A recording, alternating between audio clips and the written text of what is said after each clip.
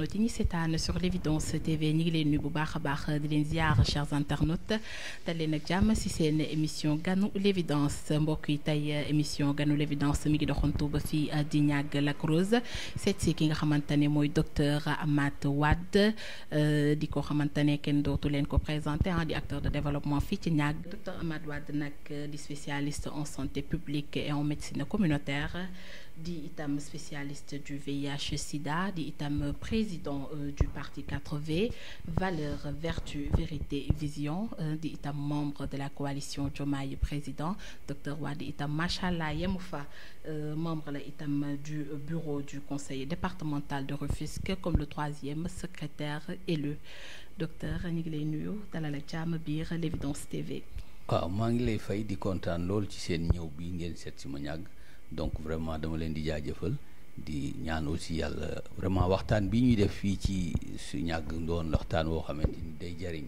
waa Niague waa communauté Hann Peulh Niague yëpp waaye également waa Sénégal. merci beaucoup docteur chers internautes nag sunu concept émission ganu l'évidence daanaka miin ngeen ko duñ leen ko présenté ti dañuy xooli rek très rapidement li nga xamante ne mooy portrait bi ñu def jëmale ko ci cursus wala parcours docteur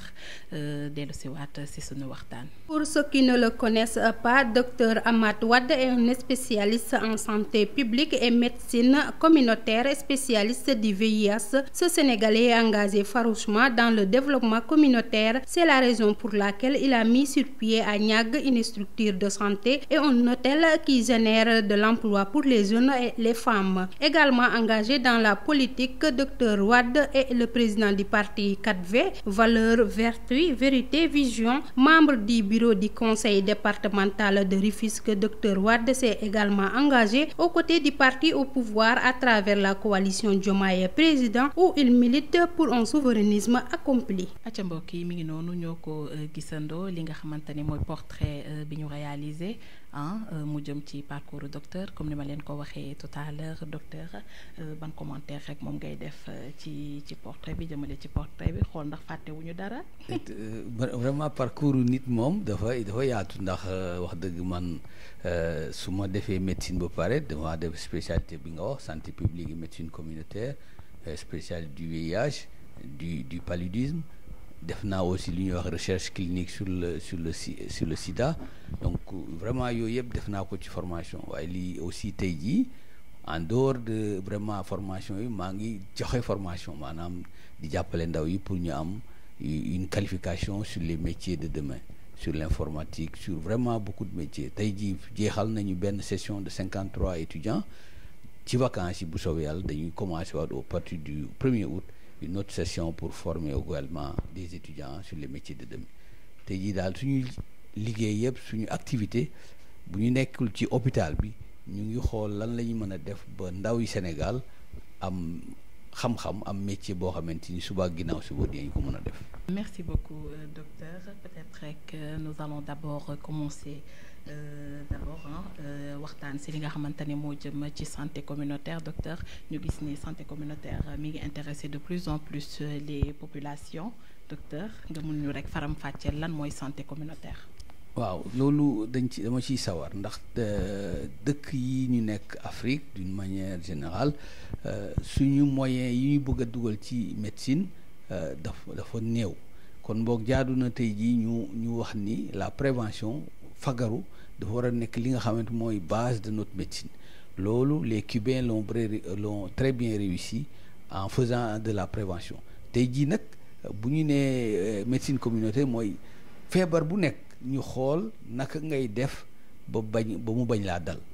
ñu jàngal ko nit ñi jàngal bi aussi dañ ko tàmbali ci xale yi parce que man dama koy wax toujours mag pour changer que jafe na mais xale yi bu ñu leen jàngalee naka la ñuy fexe ba du ñu am feebar bii du ñu am jaare du ñu am paludisme ba xale yi xam loolu bu ñu màggee day nekk lu évident ci ñoom alors que vraiment loolu mooy base médecine communautaire mooy fexe ba nit ñi bañ a feebar parce que bu ñu xasee feebar moyens yi ñuy laaj nit ñi bari amuñu ko te suñu état yi aussi mënuñu jox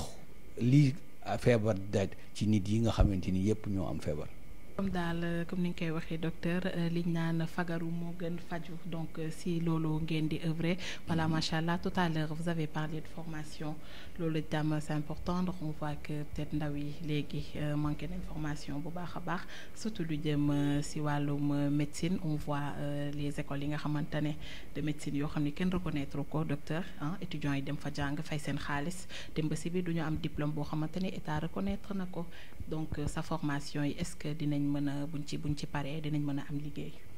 waaw ñun c'est vraiment des formations pour am métier on ne fait pas des formations boo xamante ni dañ lay jëf de la théorie par exemple pour faire du traitement de texte on a besoin de quelqu'un qui sait faire ñun formation yi ñu joxe fii loolu lay doon par exemple pour montage vidéo ñu capaciter la personne à faire des montages vidéo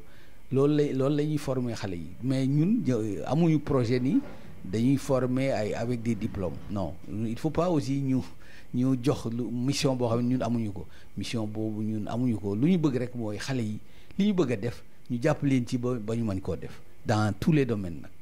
loolu mooy suñu objectif formation yi ñuy defar. c'est important parce que leeral bi def ci baax pour askan wi gën ci am aperçu gën ko xam bu baax a baax docteur nag nga nekk spécialiste du VIH sida duñu ñëw nag ba fii te duñu wax ci sida ñu gis ni ce fléau mi ngi gën di wéy di gën di bari ci réewu Sénégal yenn réewu Afrique yi ak partout dans le monde ñu gis ni le taux augmente de jour en jour ou d'année en année docteur.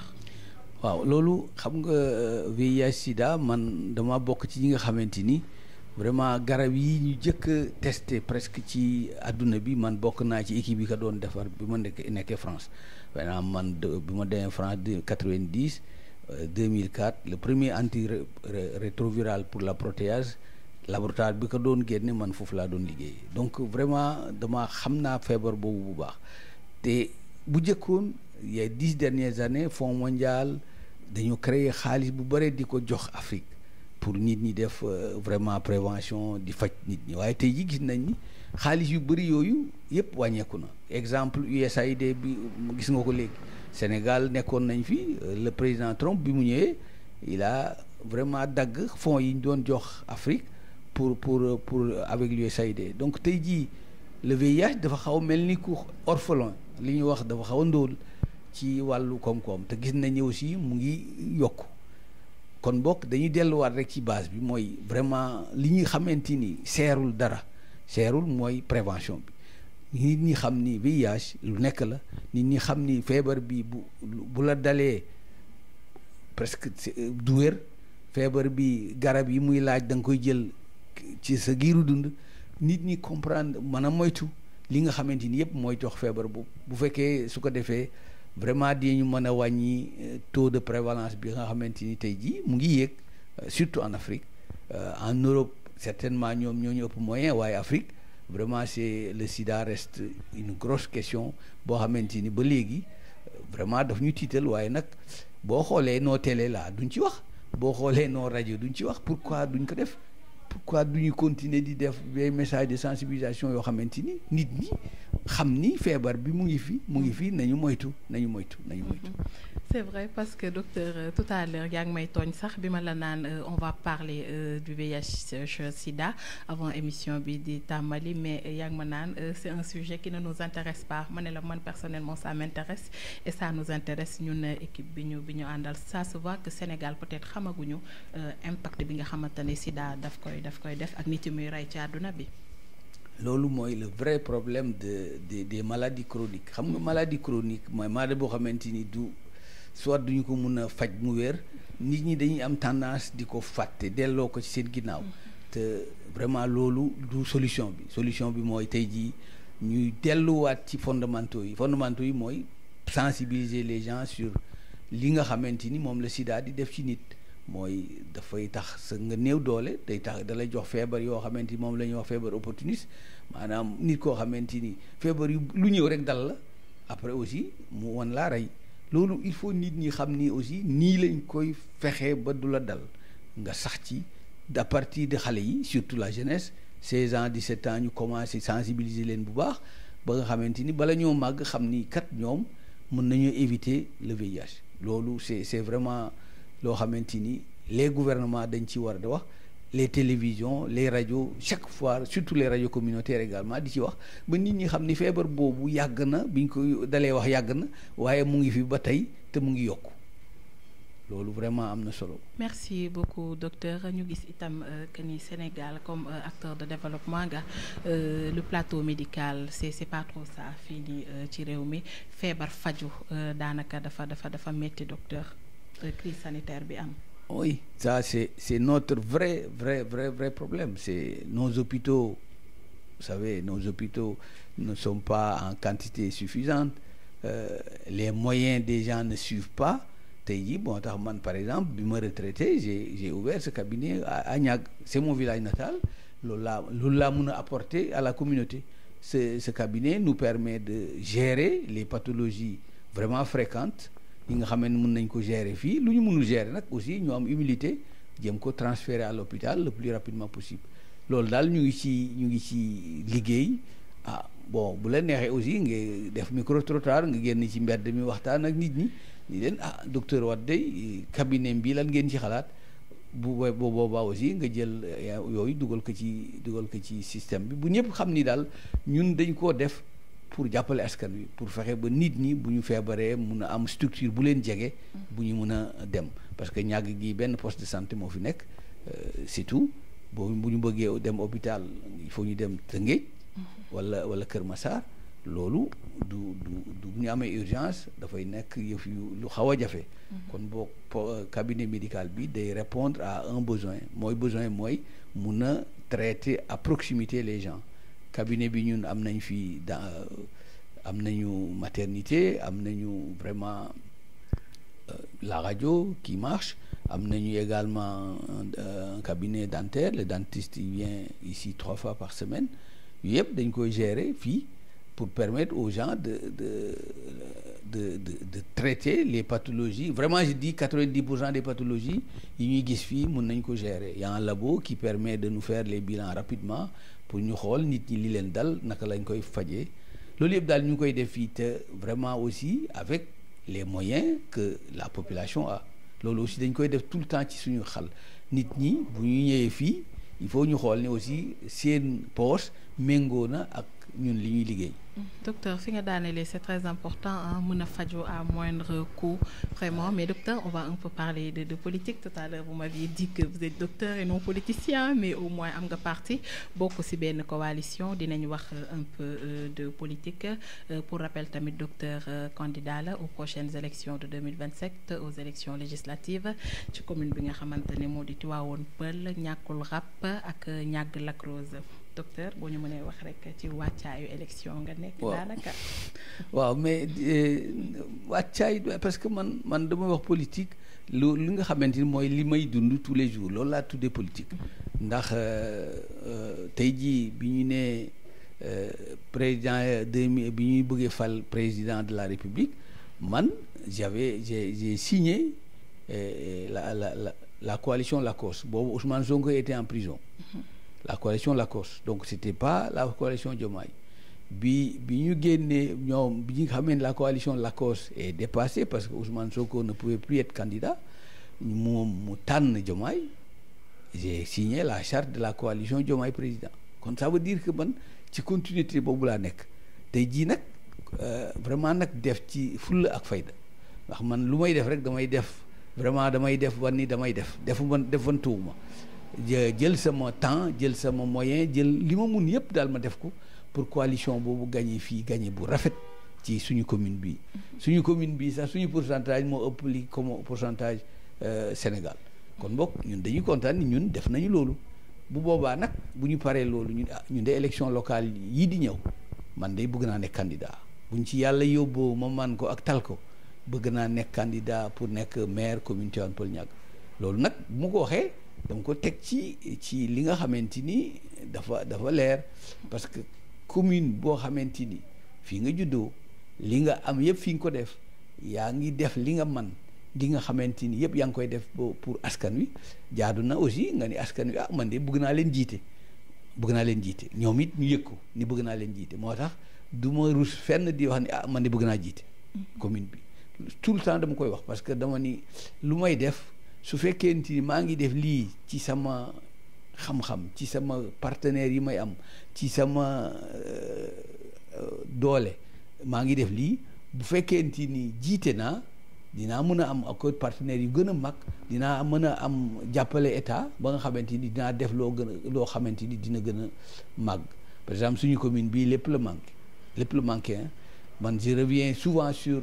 le Lac Rose parce que c'est vraiment pour moi le bijou. Le Lac Rose c'est le bijou de notre commune. Tey jii kër gu amul kuy liggéey Lac Rose ñàgg amul kër yëpp am na ku fay jóg di dem Lac Rose donc 40,000 personnes yoo xamante ni dinañ dund ci li jóge ci Lac Rose muy tourisme ci tourisme bu ñu ko waxee mooy l'hôtellerie ak les quad le sel xorom xam nga ni Sénégal day jël fi xorom ba yóbbu ko ba Burkina Faso Mali ak yëpp Lac Rose boobu tey jii dañoo am njaqare bu mag a mag parce que l'État du Sénégal dafa am projet avec une société privée boo xamante ni mu ngi tudd Casa Oroscom boobu dafa prévoir def fii 18,000 logements prévoir 144,000 à 150,000 personnes entre le lac et la mer sur un rayon de 6 kilomètres carrés 3 sur 2 ça fait 6 kilomètres carrés donc vraiment loolu projet boobu su taxawee foofu non seulement la bande de filao dañ koy dañuy neenal alam bi comme ni ñu koy waxee yàq Lac Rose tey jii ñun xeex nañu ba Lac Rose ñëwaat na Rose yàq extraction du sel loolu yëpp vraiment bu fekkente ni dañu bëgg rek jox benn waay un projet 216 hectares pour mu tabax ay dëkkuwaay mais nañ ko yóbbu fu gën a sore ba sore lac bi ba xamante ni impact bi du am ci lac bi waaye jaaduwul ñu ni dañuy def 150,000 personnes indi ko entre le lac et la mer te mu leer ni day am impact sur alam bi mais day am impact également ci lac bi yàq lac bi yàq aussi ñun li ñuy dunde parce que tey jii ñun waa ñàgg li ci ëpp lac bi moo leen di dundal lii nag vraiment c'est un cri de cœur damay wax ni vraiment je le dis et je le répète le président ne peut pas être sensible il faut qu'il soit sensible le premier ministre doit être sensible ci question yooyu ñuy poser questions environnementaux questions écologiques questions yoo xamante ni ñun suñu dund la parce que ñun fii lañ dëkk fii lañ dunde vraiment dañu bëgg ñu sensible ci ba xamante ni bàyyi ñu ak événement Lac Rose ni mu mel mu continuer ni mel ko exactement docteur yaa ngi wax par rapport ak projet boobu noonu di Casa Orascom ñu gis ne c'est un projet privé il faut préciser que ñi fay ñëw di dëkk yeneen zone dañuy ñëw c'est pas les habitants de Niague te concentration boobu noonu ban impact la mën a am ci fii je rappelle 18,000 logements la ñuy wax ni moom la ñuy def le moins cher c'est 12 millions un appartement le plus cher ce serait autour de 70 millions kon ça veut dire que ñi fay dëkk 150,000 à 200,000 personnes yi dëkk foofu kenn du jóge fii ñoo ñëpp mën nañ dëkk des étrangers mën na nekk aussi des Sénégalais de divers horizons waaye loolu bu xasee am ça veut dire que ñàgg bidonville lay doon sax et puis ñu détruire l'environnement nous c'est ça qui nous fait mal ça détruit l'environnement ça détruit le lac parce que tey jii ñun waa ñàgg ñun ñoo planté 40,000 pieds de filao entre le lac et la mer pour fixer les dunes pour empêcher également le sable de se déplacer loolu ñun ñoo ko def entre 2006 loolu tax na vraiment ñun dañoo fier ci filao yi buñ ci nekkee léegi nga wax ni dañu indi benn société mu ñëw defar fa ay logements des immeubles R+X pour kan pour ñeneen ñoo xamante ni vraiment dëkkuñu fi mais yàq aussi loolu parce que filao boobu bu ñu ko dindee y a aussi l'avancée de la mer day daal di nekk un problème réel le vent day gën a fort loolu yëpp tax na vraiment ñu ni état bi ñu vraiment il faut qu'il se ressaisisse parce que projet boobu même bi ñu ko présenté Macky Sall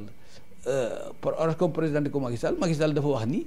yéen li ngeen ñu andil bëgguñu loolu ñun Lac Rose projet touristique lañ leen bëgg ngeen def ko fa pas répliquer Diamniadio indi ko Lac Rose Diamniadio ay tabaxa fa nekk ak kër bëgguñu répliquer li am Diamniadio ñu indi ko Lac Rose li ñu bëgg mooy un projet touristique Macky Sall dem na léegi ñoom ñu tàngalaat projet boobu indi ko présenté ko waa DGPU daal di ci daanu bëgg ko pousse pour mu am forcément ñun de gënaluñu bëgguñu ko te it lu ñu mën nañ ko def luñ ci man dañ ko wax ni projet bii baaxul ci ñun baaxul ci Sénégal dafay arranger rek ay quelques personnes arranger surtout le promoteur il va gagner des milliards et des milliards de dollars dem yoonam lii daal moo fi am moo tax ñuy wax ni projet boobu vraiment ñun ànduñu ci te dañ koy wax fésal ko fépp wax nañ ko déposer ñu courrier à la présidence déposer ñu courrier à la primature on a rencontré le ministre de l'environnement loolu yëpp def nañ ko def nañ li ñu xamante ni un homme civilisé ça veut dire vraiment un patriote loolu lay def nañ ko léegi nag ñu ngi den di déglu am yaakaar ni vraiment projet boobu dañ ko randal ba mu sore lag bi ñu def ko feneen parce que dëkkuwaay moom fu ñu ko def ñi bëgg dëkk bu ñu ko bëggee jënd ko vraiment ça c'est vrai dëkkuwaay moom fu ko nit def rek fu ñu ko ñi bëgg dëkk dinañ ñëw dëkk mais pas au moins teg bët lak bi au fait loolu lañ ko mën a woowee voilà docteur dañuy xuus rek comme tout à l'heure yaa ngi ko doon wax tu as parlé de Ousmane Sonko ak de Diomaye de la coalition Diomaye président docteur bu ñu mënee xam rek lan moo tax nga porter ce choix sur la coalition Diomaye président parce que élection yi jàll coalition yi bari woon na lool lan moo tax nga tànn lii di coalition Diomaye président pour ànd ak moom ba nga gagné largement fi nga xamante ne moo di ñàgg Tivaouane Peulh et consort ñun dañuy rappeler rek suñu parcours vraiment 2004 laa ñibbi si Sénégal parce que 90 ba 2004 man maa ngi dëkkoon France foofu laa doon liggéey 2004 ma ñibbi si ça veut dire vraiment accepter de rentrer ñibbi si Sénégal liggéey Sénégal foofu donc 2004 ak léegi nag musuma nekk ak ñiy jiite parce que dama doon gis ni vraiment Sénégal boo xoolee Abdoulaye Wade après Macky Sall li ñu doon def rek mooy jël xaalisu réew mi jox ko ay nit ci loolu la ñuy tàmmal nit ñi ku ñu jox poste nga wax sa ndeyama liggéey vraiment dañuy def ne bu ñu falee nit sax ñu dem di tëgg foofu ak a fecc pour wane ni vraiment nit ñi ku ñu fal rek tekki nga alors que ñun gëmuñu loolu ñun dañ ni nit ki dafa war a liggéey bu ñu la joxee alalu réew mi da nga koo war a sàmm boo paree nga wane ni lii nga def après ñu defal comme ni ñuy wax rek reddition code tey jii nag coalition Ousmane Sonko bi ñu koy taxawal la coalition Lacoste boobu ñun dañoo gis ni ñu ngi koy gundu xatal bugguñu mu bokk vraiment loolu la ñu gisoon ci Macky Sall ba tëj ko ñu ne ñun de kii ñun dañ ko tëj te dañ koy tëj bëgguñu mu bokk ñu ne ñun de d'accorduñu ci ñun dañoo bëgg ku bëgg nekk candidat lu tax ñu singale Ousmane Sonko kese ba tëj ko léegi créer la coalition Lacoste la coalition Ousmane Sonko mu nekk prison bi ñu invalider candidature am ñun pour moi c'était naturel ñu choisir ku mu ni wax ni kii de wóolu naa ko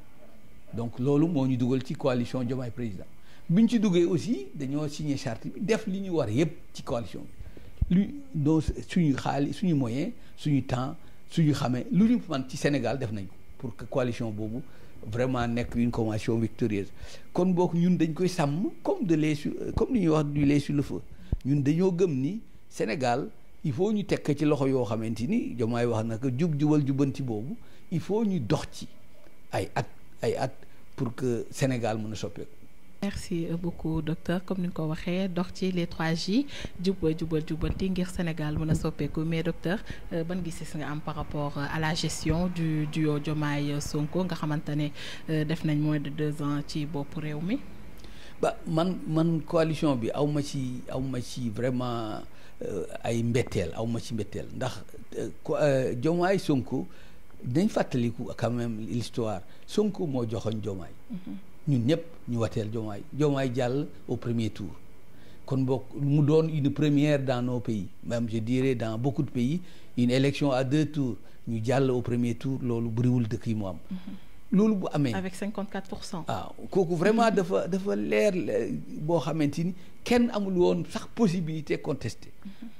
à moins que de brûler le pays parce que munoo ni ñi ëpp ci nit ñi man la ñu wateel nga ni kooku gañewul kon bu loolu jàllee nag. léegi la gestion du quotidien foofu moom il faut que ay difficultés am parce que c'est ça la révolution elle est permanente il suffit pas de mettre un homme devant pour gérer pour que lépp réglé wu il faut au quotidien résoudre les problèmes et c'est là où on aura forcément des contradictions mais ces contradictions là man dama koy wax rek mais c'est les contradictions secondaires la contradiction principale c'est comment résoudre les problèmes du Sénégal et loolu ñun dañ ci ànd moo tax rien ne peut nous déstabiliser sur cette question ñun man ak diw mën nañu am sax ay jafe-jafe waaye man damay nangu ni comme ñun li ñu bëgg régléegul te lii gis nañ ni lii moo koy réglé te ñun ñaar d'accord nañ ci bu soobee yàlla dañ ciy liggéey ba contradiction principale boobu moo ñuy guider ba xamante ni même bu ñu amee ay difficultés dañ koy romb rek parce que àdduna ak difficulté ñoo ànd parce que tous les jours nawet bi dina ñëw dina am ay inondations c'est des difficultés mais dañ koy romb dëkk aussi noonu la kon boog nañ jàpp ni vraiment bu ñu gis coalition bi que dafa am ay jafe-jafe mais nañu gis ni du dëkk moo mel noonu dañoo bëgg a gérer un pays pour des années 2050 suñu projet loolu la 2050 doon nag pour ñu yegg ci il faut que ñu commencer ñun ñëpp ñu bokk serrer les coudes bokk objectif bi di dox ndànk-ndànk 2029 ñu defaat élection et ainsi de suite jusqu'à ce que le Sénégal soit transformé d'une manière vraiment qualitative transformation bu nag ñun ñu ngi ci parce que la question de la reddition compte gis nañ ni vraiment c'est une réalité ñu ngi ci bu baax boo waxee rek da ngay wax ni léeg-léeg dafa xaw a yeex mais man damay wax rek justice moom mais xaw a mel noonu waaye képp ku lekk alalu askan wi na nga jàpp ni suba wala ginnaaw suba dañ la woo nga delloo ko boo ko delloo ci jàmm pour man c'est très bien tëj nit ki pour man amul problème amul du solution waaye nit ki bu mënee génne li mu jël nangu ko ñu jolla ko doxaat ko askan wi man damay kontaan ci loolu jarul ñu koy tëj bu dee loolu. jarul ñu koy tëj bu dee loolu mais docteur comme ni nga ko waxee rek peut-être ñëw nga ci sax vous m'avez un peu devancé par rapport ak ñu gis ni jàpp tëj la ko sénégalais yi di woowee vague d'arrestation bi nga xamante ni am na mu jëm ci ñi nga xamante ne yenn Cour des comptes da leen daal di épingler rapport Cour des comptes ñenn ñi nga xamante ne tamit sunuy naataangoo lañ di ay journalistes ñi nga xam ne tamit ay chroniqueurs lañu ñu bokk liggéey bi bokk milieu bi ñu gis ñi ci ëpp daal ñu ngi ci kaso bi ñi mandat de dépôt daan maanaam instruction lañ leen yóbbu ak yeneen ba ñu ci bëri jàpp ni lii di duo Ousmane Sonko Diomaye dañ bëgg politiser lii di la justice. non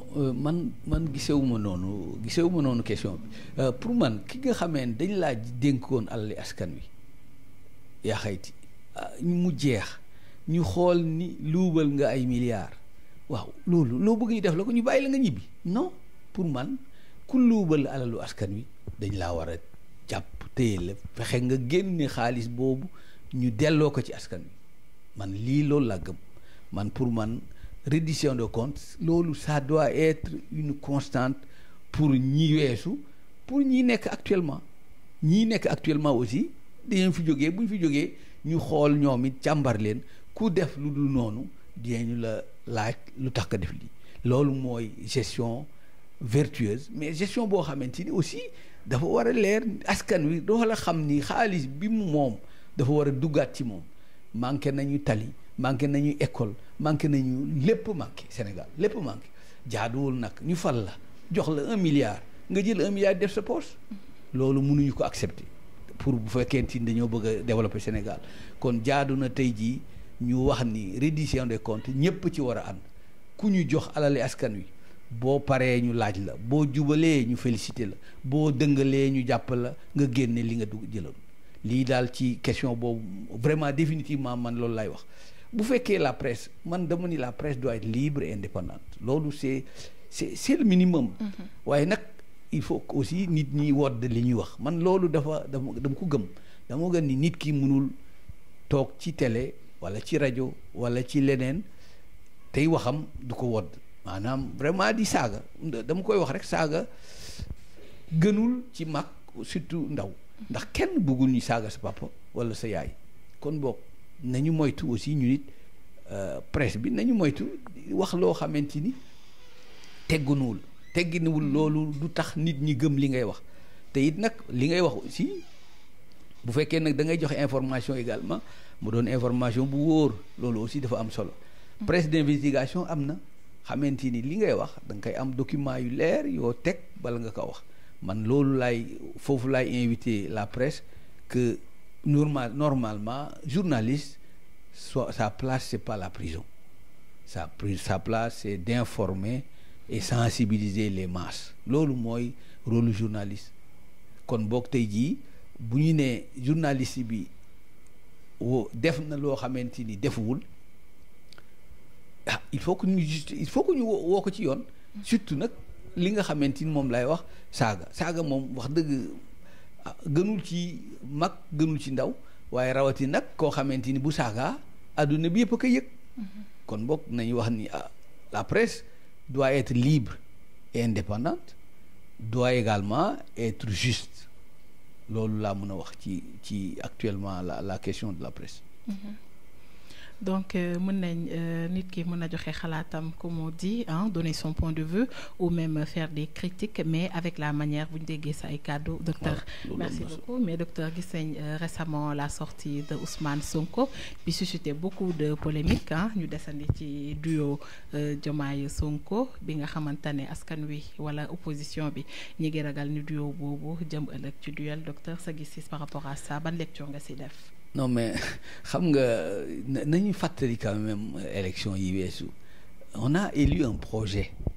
vraiment dafa important man damaa nekkoon ci activité yooyu on a élu un projet Ousmane Sonko dani nañ la personne ne porte plus un grand intérêt on a élu un projet jiital Diomaye Ousmane Sonko magam la mag ak rakk lañ Diomaye xaritu Diomaye Ousmane Sonko xaritu Diomaye loolu vraiment leer na bu gën a leer Diomaye doomam bi mu mujjee am yaayu Ousmane Sonko la ko tudde ça veut dire que nit ñi il faut aussi ñu nangu ni projet politique la ñu nekk projet politique nag bu ñu ko defee dañuy doxin bi mën nañoo am ñun ñaar léeg-léeg ñu ban a bokk nu ñu gisee ci moment boobu waaye nag loolu mooy révolution la révolution elle doit être permanente bu ñu amee question boo xamante ni ànduñu ci nañ ci toog waxtaan juboo waaye focus comme ni ñu koy waxee focus sur l'objectif principal mooy jafe-jafe askan bi loolu bu ñu ko defee vraiment da ngay gis ni vraiment contradiction amul ci seen biir xam nga lan mooy am peut-être bañ a bokk gis-gis mais bañ a bokk gis-gis c'est très bien pour moi je trouve que c'est très bien il faut que nit ñi ñëpp mënuñoo bokk benn yoon benn ni lépp xonq na non kii mun na gis ni dafa xonq kii ni dafa vert ñu waxtaan ba trouver la bonne formule man loolu laa gis ci duo bi te bërka dem bi Diomaye di tukki gisaan nga vraiment complicité bi amaat ci couple boobu vraiment loolu opposition bi rek ñoo koy wax mooy bu ñuy sañoon mu tas loolu mooy dëgg waaye nag loolu mënoo teg sa projet politique nag ci tas ak Diomaye ak Sonko loolu du projet politique il faut opposition bi rek seet yeneen sujet pas vraiment projet tas Diomaye Sonko loolu mënul nekk projet politique bi mooy soppi tey jii Sénégal ni muy doxee la reddition des comptes ñoom ñoo ñuy coow ñu ci bare bu ñu leen xoolee xaalisu Sénégal lekk nañ ko. Voilà mu ngoog kon boog looloo tax ñu bëgg couple bi tas waaye couple bi ñun de ñu ngi ci liggéey que couple bi jéem amul sax dara loo xamante mu ngi ci ñuul mën nañoo am nag ay nit ñoo xamante ni loolu la ñu ñaan yàlla waaye ñun ñaanuñu loolu yàlla te ñun aussi Sénégal sax li ko jig mooy couple bi ànd liggéey li projet bii nga xamante ni 54% la ko Sénégal yi wóolu man daal ci loolu laa la mën a wax ci Diomaye Sonko tout se passe bien c'est un couple solide il y a de l'amitié il y a de la sincérité il y a également de l'affect même je dirais kon boog nañ jàpp ni couple bii daal li ñu bëgg ci Sénégal dinañu ko defal 2050 boobu ñu wax ñun bëgg nañ fa yegg ak projet bi. mais horizon 2050 docteur et sa Sénégalais am nañ patience boobu. kay c'est par étape il y a première étape c'est 2029. On va évaluer dinañu évaluer 2029 loolu kay leer na c'est tous les 5 ans la présidentielle non on va nous évaluer en 2029 bu boobaa Sénégal yi dinañu wóolu ndax projet yi ñu teg dina may Sénégal ni ñii kat le temps est avec eux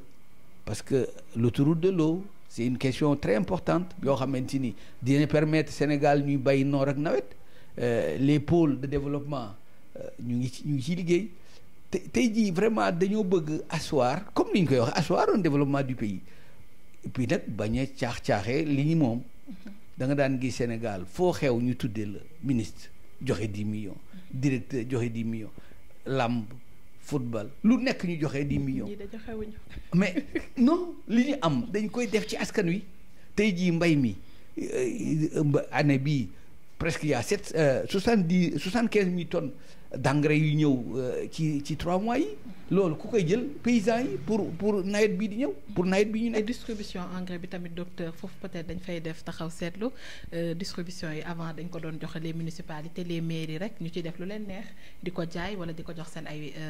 partisans mais gis nañ ni tamit depuis bi Diomaye ak Sonko ñëwee mi ngi jaar yoon. ñu ngi ko jox les forces de défense et de sécurité ñu koy séddale. mu ngoog loolu laa la wax ni la dañoo bëgg teg yëf yi ci yoon mooy jafe parce que damay wax ni jubbanti mag neexul a jubbanti mag xam nga la koy jubbanti yet bi day tegu ci wetam mu xam ni bu dëngee ñu dóor ko mag noonu lañ koy jubbantee gone la ñuy yar ci jub mu màgg ak jub waaye mag moom bu xasee yet bi màggat na jubam yombul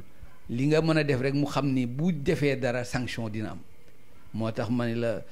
engrais bi ñu ngi koy distribuer normalement paysans yi di ko jot loolu la ñu bëgg moo tax man la nañ ñaan nag yàlla mu taw parce que nag ñun aussi loolu mooy suñu difficulté nawet bi dañuy xaar rek mu taw pour ñu mu baax bu nawet bi taw bi baaxee nawet bi baax bu nawet bi baaxul nawet bi du baax man mii ngay gis nii dama doon bay année bu jot dama doon bay gerte waaye ren jii bayuma parce que yombul parce que da ngay bay nawet bi gël a góose comme ni ñu koy waxee li nga ci dugal doo ko am xam nga loolu aussi day tax nit ñi duñu sawar waaye bu ñu defee l'autoroute de l'eau ndox mi jógee ci fleuve Sénégal jusqu'au Bawol nit ñi mun a bay noor ak nawet bu boobaa du ñu dépendre uniquement du ciel dañuy am koom-koom l'autosuffisance boobu ñuy wax dina mën a nekk waaye tant que lépp lu ñu koy def dañ koy xaar nawet bi taw mënuñoo atteindre suñu objectif. C'est important docteur tout à l'heure yaa ngi doon wax sax que ci duo Diomaye Sonko y a pas de problème que ñu ngi ci jàmm que Diomaye c'est le petit frère à Ousmane Sonko ñu gis ne Diomaye firndeel na loolu parce que def na sortie ñëpp yaakaaroon dafay tontu wala dafay ŋàññi kii di Ousmane Sonko son premier ministre mais ay kàddu yu rafet moom la yëkkati ba ci voyage am bi mu jëm Bénin Ousmane Sonko moo ko accompagné. waaw dama lay moo tax man la vraiment nañu na suñu xel dal. ndax Diomaye bu mu kàddoom gu mu jëkk wax bi mu waxee après bi Sonko waxee mooy man Sonko sama xarit la mais vraiment ñun nag nañu liggéey nañu fexe ba ñun lii xam ne mooy jafe-jafe Sénégal ñu nekk ci suba ak ngoon guddeeg bëccëg mu teeñoo nelaw ñun ñi jiite comme ni mu tee nelaw nit ñi nga xam ne ñu ngi ci jafe-jafe yi vraiment kàddu boobu amatuma lu ma ciy teg man je le prends comme man maa ko wax damay wax ni loolu kàddu bu ñu mën a dégg la kàddu bu rafet la kàddu bu wane ni nguur bu ñu ko wax ni damay nguur dafa nekk loo xamante ni dangaa war a li nit ñi yaakaar nga nekk ci ba nit ñëpp xam ni ci loolu nga nekk moo tax vraiment damay wax gàcce gaalaama couple bi. merci beaucoup docteur gàcce ngalaama couple bi te espérons que dinañ am ndam parce que seen ndamu askanu Sénégal yëpp moom lay doon professeur waxtaan wi amoon na solo torop dañ lay bàyyi rek nga tàggatoo ak mbokk internet di ñu doon seetaan ak la population de Niague. waaw maa ngi lay gërëm nag xam nga man envie vraiment maa ngi leen di gërëm lool kontaan naa ci vraiment déplacement bi parce que jógee Dakar ñëw Niague déjà da ngay gis ni xaw naa jafe bien que man vraiment loolu laa xam parce que depuis bi ma juddoo fii laa dëkk donc. Dakar Niague pour man c'est rien vraiment kontaan ci yéen ci seen ñëw bi di wax ni gërëm naa ci Niague aussi nii ñu reconnaître ni ñu ngi jéem ñun ñii nekk fii ñu ngi jéem di soppi suñu xar kanamu dëkk malgré que amuñu lu bare waaye lépp lu ñu amit gis nañ ni ñu ngi koy jéem a def fii ba nit ñi gis ni daal bu ñu toggee ci mbedd mi daal dina wax ni yéen ñi daal am ngeen solo fii am ngeen jaaraam waaye ñu wax ni loolu doyul nañu fexe ba suñu commune nekk commune de référence ci développement Sénégal ndax loolu mën naa nekk commune bi lu raar am na fi dese na suuf dese na géej am nañ géej mun nañ am vraiment des quais de pêche mun nañ am lu Lac Rose mun nañ ko fexe ba mu nekkaat la vitrine du Dakar parce que en dehors de Gorée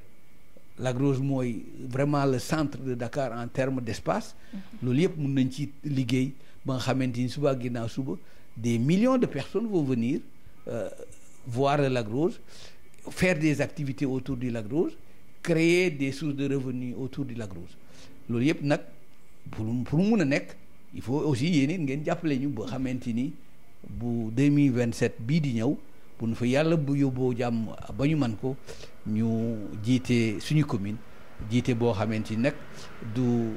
pour man waaye pour ñun ñëpp ñun askan wi jërë ngeen jëf. macha allah merci beaucoup docteur fi nga daaneele am na solo jiite boo xamante ne du nekk jiite pour yow dong mais jiite pour sa askan vraiment kàddu yi war nañ ci baaxel bu baax a baax te ay kàddu njiit moom nga yëkkati ñu lay jaajëfal bu baax a baax rek di la remercier ci ànd bi ñu àndoon tout au long de l' émission chers internautes seen émission ganu l'évidence la woon ñu leen di remercier rek yéen ñi ñuy doon suivre depuis tout à l'heure di leen wax rek nii la ngeen wel abonnement yi ak partage yi te di bës ci cloche de notification bi pour mun a jot temps et en heure toutes nos émissions di remercier ñëpp ñi jàppoon ci émission bi rek ba mu yemb ñi doon coordonné ñu ngi leen di gërëm di leen jaajëfal bu baax a baax la partie technique aussi ñu ngi leen di remercier réalisateur monteur ba ci ki nga xamante ne moo yoroon caméra yi di daw fii di daw fële René maa ngi koy remercier bu baax a baax moom laa àndaloon depuis tout à l'heure merci beaucoup mbokk yi di leen jox dig daje rek très prochainement ci seen beneen numéro émission ganu l'évidence